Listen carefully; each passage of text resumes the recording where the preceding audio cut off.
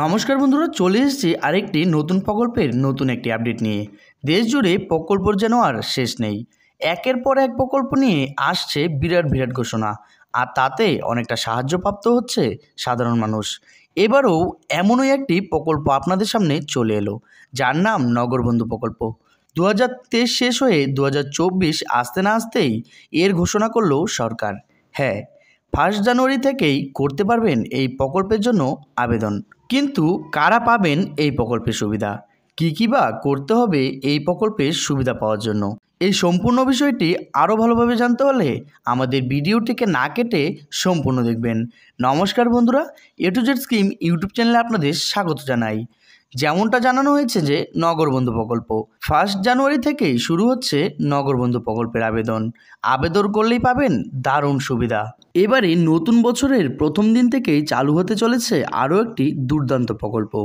বছর শেষের ঠিক আগের মুহূর্তে এলো এমন দুর্দান্ত প্রকল্পের ঘোষণা, যাকে নতুন বছরের উপহার বলা যেতে পারে।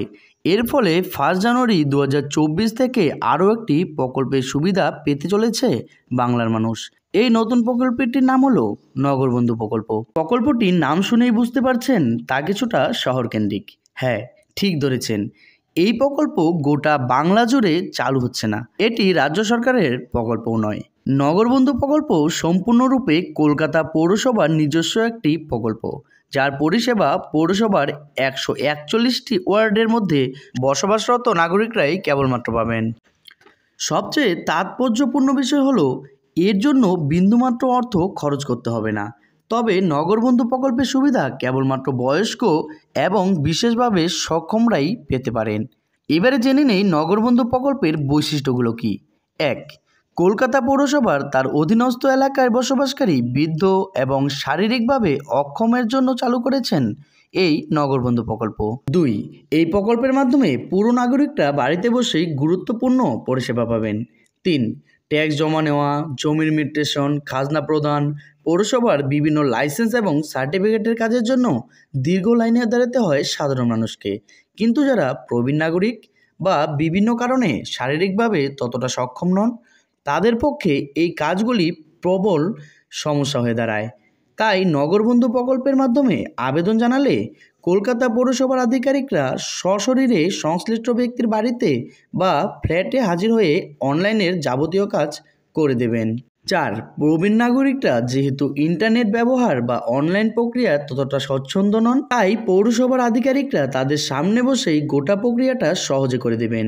এই সংক্রান্ত নিয়মকানুন নিয়ে অনেক সময় ধোঁয়াশা থাকে, কিন্তু খোদ পৌরসভার আধিকারিকরা বাড়িতে হাজির হয়ে যাওয়ায় সেই বিষয়টি বুঝতেও আর সমস্যা হবে না।